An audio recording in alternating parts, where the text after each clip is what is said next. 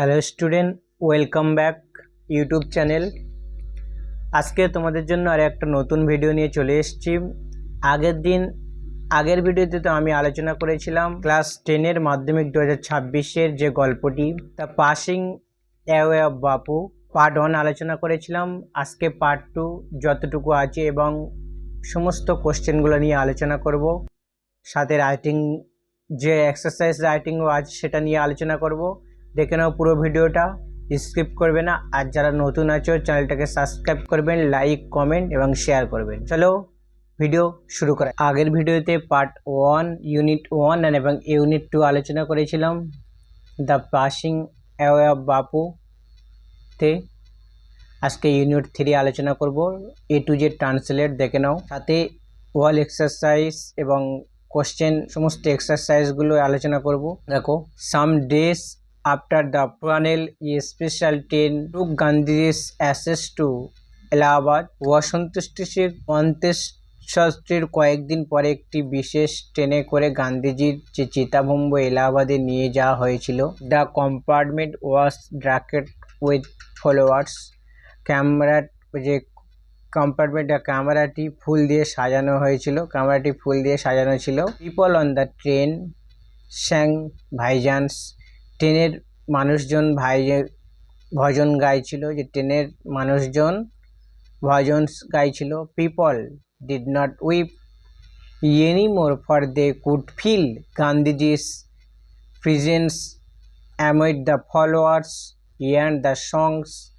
মানুষজন আর কাঁদছিল না, কারণ তারা সেই ফুল আর গানের মধ্যে গান্ধীজির উপস্থিতি অনুভব করতে পারছিল। এর every station sorrowful crowd fill the platform. প্রতিটি স্টেশনে প্ল্যাটফর্মে সকলত মানুষের ভিড়ে পরিপূর্ণ ছিল।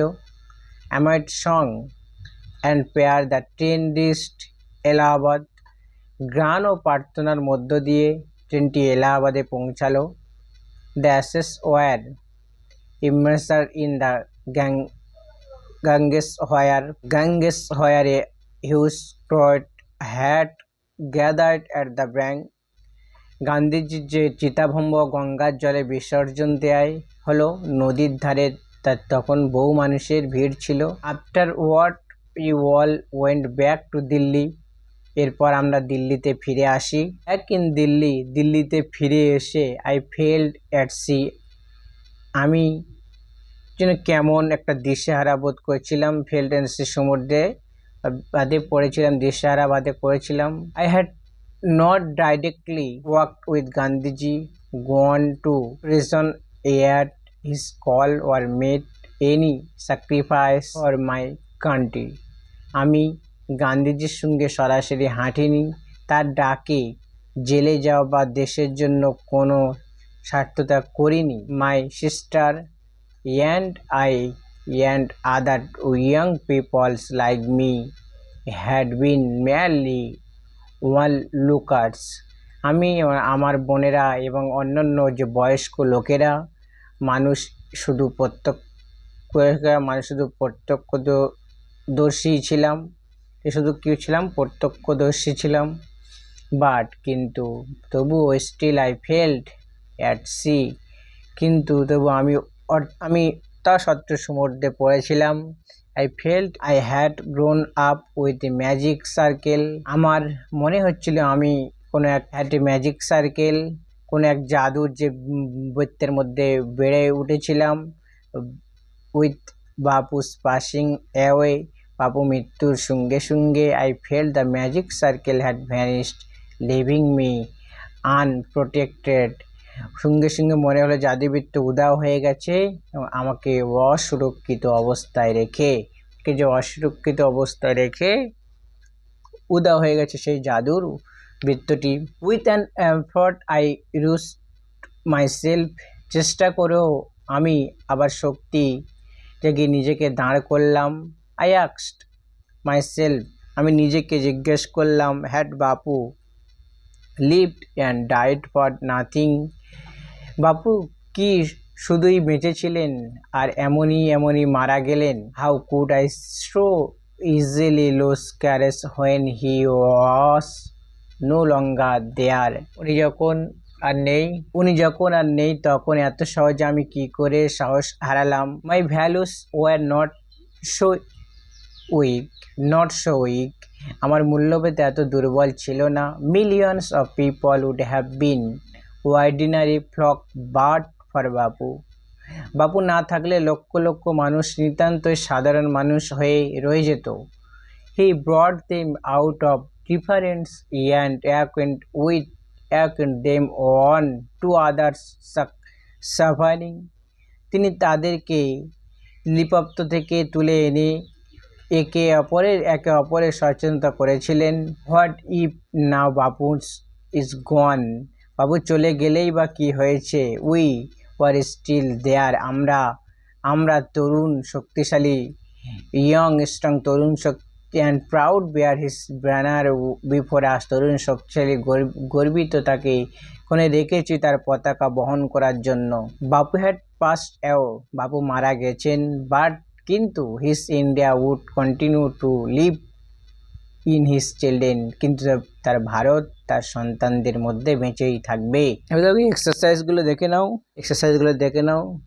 7 নম্বর দেখে choose the correct alternative to complete the following sentence. সঠিক অ্যান্সারটি Gandhiji's ashes were to taken, অ্যান্সারই হয়ে যাবে এলাহাবাদ হবে, আহমেদাবাদ নয়, Allahabad.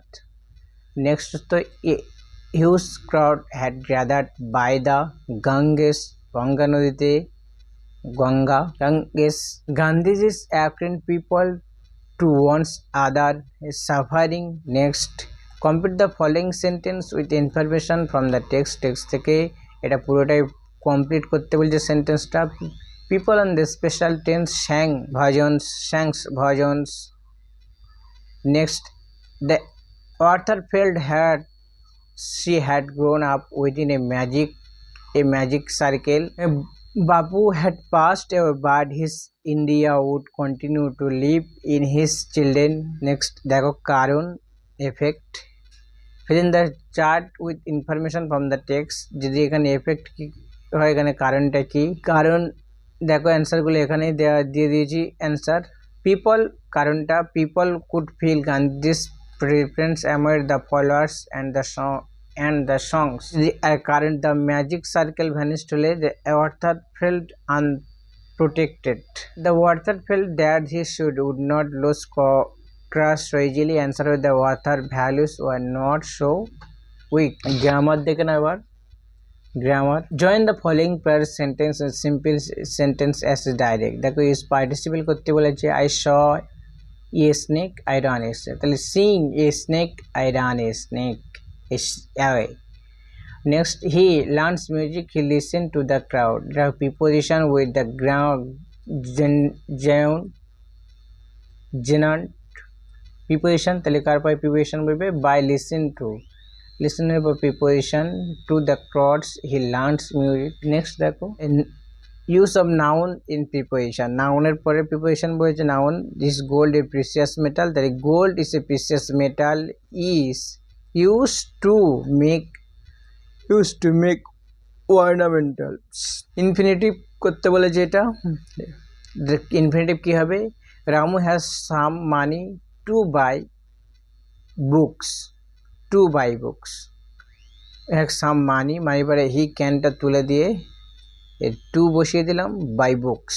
Next the sky was cloudy, যা আছে তাই থাকবে, এটা কি নমিনেটাল কে অ্যাবসলিউটলি, তাহলে যা আসছে তাই তুলে দিলাম। উই পোস্টপেন্ড আওয়ার জার্নি, সে তুলে দিই, যা আছে তাই সেম তুলে দিলাম। ওয়াসের জায়গায় বিংটা হবে, ই স্কাই ওয়াজ, এটা being ক্লাউডলি নমিনেটাল। The boy wrote the answer was incorrect. Use the adverbial phrase. Adverbial তাহলে কি হবে, the boy wrote the answer in an incorrect way. Answer was incorrect in an incorrect way. The following the sentence এখানে কি বলছে, 11 নম্বর, the old man is unwell, he cannot go to out. Use relative conjunction The old man is unwell, so he cannot go out. Next, he is honesty, he is humble. The conjunction কি হবে? He is not honesty but also humble. Next দেখো Sonali Comfort died poetry, she keeps on trying. Is adversative conjunction, এটা কি হবে? Sonali cannot write poetry but she keeps on trying. একটা বার জুড়ে দিলাম, cannot write poetry সাথে একটা বার জুড়ে দিলাম, পুরো লাইন তুলে দিলাম, হয়ে গেল answer. Next, a steady heart you will not pass the examination. Alternative quest, the steady heart what will not pass the examination. শুধু একটা word তুলে দিলাম, ব্যাস, you will not pass the examination. এটা কিছু simple sentence আর direct sentence into simple sentence, তাহলে কি হবে? আর use adverbial clause. The Rabindranath Tagore is who is the famous poet won the Nobel Prize. Next দেখো বিদ্যাকে কি বলছে question, he return home, every home in the family had ফ্যালেন asleep, the use adverb class.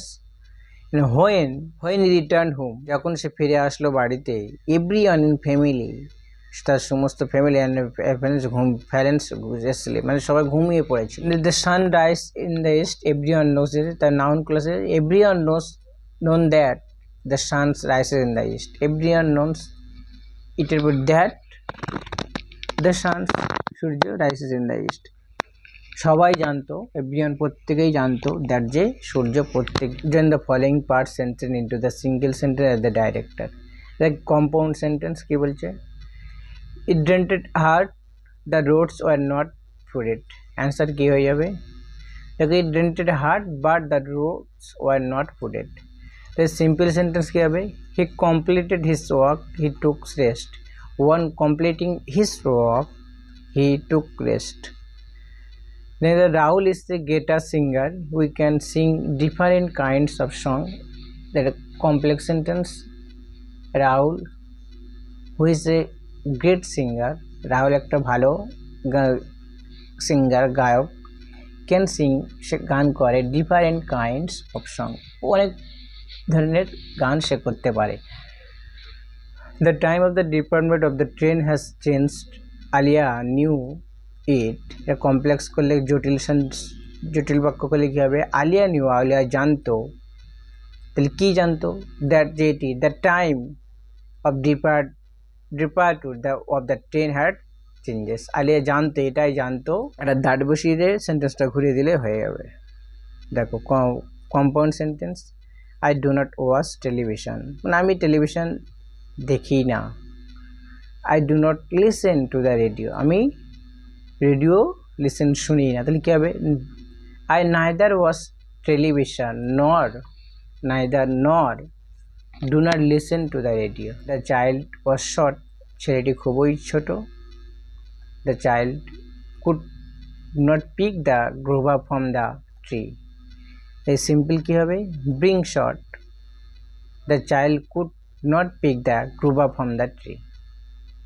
এবার দেখো split করতে বলেছে দুটো sentence, তাহলে how the rain it rained and I could not leave my room, তাহলে এটা একটা বলতে পারি ইট ড্রেন্ট, বৃষ্টি হচ্ছিল তখন আমি আমার রুম থেকে বার হয়নি। I could not leave my room.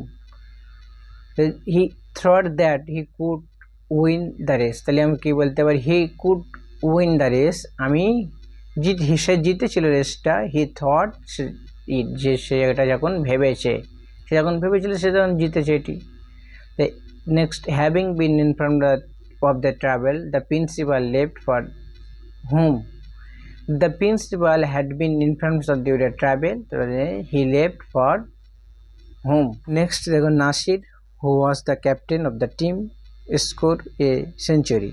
তো Nasir was a captain of the team, Nasir টিমের মধ্যে ক্যাপ্টেন ছিল।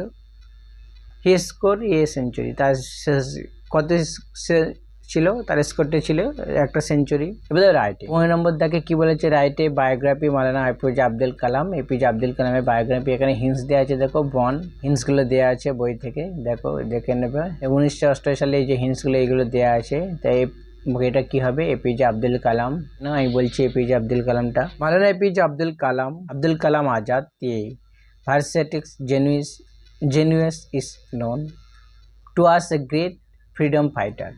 His contribution to India's freedom movement is unforgettable. He was born on November 11, 1888. He worked as a journalist for a long time. He composed poetry in Urdu. In every he continued his protest against the British Raj. He was a great and enthusiastic followers of Gandhi's and his philosophy. He wrote many books evoking his protests against the British. Some of them are Indians Wings Freedom, Gabbari Khatir, etc. After independence, he became the first Education Minister of India. Now his birthday is observed as National Education Day. Unfortunately, he lost him forever on February 22, 1958. Abul Kalam Azad. তাই বাংলাটা করে দিচ্ছি, দেখো বাংলাটা এখানে লিখে দিয়েছি। বহুমুখী প্রতিভা মাওলানা আবুল কালাম আজাদ আমাদের কাছে একজন মহান মুক্তিযোদ্ধা হিসেবে পরিচিত। ভারতের স্বাধীনতা আন্দোলনে তার অবদান অবিস্মরণীয়। তিনি 1988 সালে 11 নভেম্বর জন্মগ্রহণ করেছিলেন। তিনি দীর্ঘদিন সাংবাদিক হিসেবে কাজ করেছিলেন। তিনি উর্দুতে কবিতা রচনা করেছিলেন। সব কিছুতেই তিনি ব্রিটিশ রাজ্যের বিরুদ্ধে তার প্রতিবাদ অব্যাহত রেখেছিলেন। তিনি গান্ধীজি এবং তার দর্শনের এক মহান ও উৎসাহিত অনুসারী ছিলেন। তিনি ব্রিটিশদের বিরুদ্ধে তার প্রতিবাদ জানিয়ে অনেক বই লিখেছিলেন, যার মধ্যে ছিল কিছু ভারত জিতেছে স্বাধীনতা বা খুদবারি খাতির বা ইত্যাদি। স্বাধীনতার পরে তিনি ভারতের প্রথম শিক্ষামন্ত্রী হন এবং তার জন্মদিন জাতীয় শিক্ষা দিন হিসেবে পালন করা হয়। দুর্ভাগ্যক্রমে আমরা 22 ফেব্রুয়ারি 1990 তাকে চিরতরে হারিয়েছি। আরও একটা রাইটিং দেখে নাও যে use the follow chart of write a paragraph 100 words on how a building is construction. এই বিল্ডিং কীভাবে নির্মাণ করতে হয় সেই ওয়ার্ড, এটাও ইম্পর্টেন্ট আছে। দেখো 2026 সালের এই প্রসেসিং ইম্পর্টেন্ট আছে, এটাও তোমরা দেখে যাবে ভালোভাবে দেখে যাবে। প্রসেসিং এবছর বেশি ইম্পর্টেন্ট, বায়োগ্রাফির থেকেও প্রসেসিং বেশি ইম্পর্টেন্ট। এটা চার্ট দেওয়া আছে কীভাবে তৈরি করতে হবে। দেখো how a building is a made, কেমনভাবে বিল্ডিং তৈরি করা হয় বলছি, দেখে নাও। যখন a building is a to be contracted we have been follow a long process. যখন কোনো বিল্ডিং তৈরি করা হয় তখন আমাদের একটি দৈর্ঘ্য প্রতিক্রিয়া অনুসরণ করতে হবে। ফার্স্ট অফ অল, প্রথমত the drawing of a plan is to be collected from the architects. প্রথমত কোনো পরিকল্পনা অঙ্কটি একটি স্থাপিত করা সংগ্রহ করা উচিত, বা অঙ্কনটি একটা প্ল্যান করে নেওয়া উচিত, যে কেমনভাবে একটা ড্রয়িং করে নেওয়া উচিত বিল্ডিংটা তৈরি করার। দেন তারপর it is to B A sanction by the corporation of war মিউনিসিপ্যালি authorize. তারপরে এটি কর্পোরেশন বা পৌরসভার কর্তৃত্বে বা মিউনিসিপ্যালিটি কর্তৃত্বে অনুমোদিত হবে। আফটার দ্যাট, এরপরে mason and labours are engaged, রাজমিস্ত্রি এবং শ্রমিকরা নিযুক্ত আছেন। The construction start with brick, cement and sand. ইট, সিমেন্ট এবং বালি দিয়ে নির্মাণ কাজ শুরু হয়েছিল। In the middle, if possible, the doors and windows are fitted. মাঝখানে যদি সম্ভব হয় তবে দরজা এবং জানালা লাগানো হয়। After that complete of the construction the walls are plastered. নির্মাণ শেষ হওয়ার পরে দেয়ালে প্লাস্টার করা হয়। দেন দ্য ইলেকট্রিক ওয়ার্ডিং ইজ ডান, তারপরে বিদ্যুতের তারের কাজ শেষ হয়। Electric and water connections are to be put in. বিদ্যুতিক এবং জলের যে সংযোগ রাখতে হবে। Then the walls are printed both side and outside. Then তারপর সমস্ত দেয়ালটাকে প্রিন্ট করা হয়, ভিতরে এবং বাইরে উভয় প্রিন্ট করে এবং আঁকা হয়। Now the building is completely and fit for living. এবং বিল্ডিংটি সম্পূর্ণ হয় বেঁচে থাকার জন্য, এটাই বেঁচে থাকার জন্য উপযুক্ত। এই হয়ে গেল আজকের ভিডিওটা। যারা নতুন আছো চ্যানেলটাকে সাবস্ক্রাইব করবেন এবং লাইক, কমেন্ট, শেয়ার করবেন।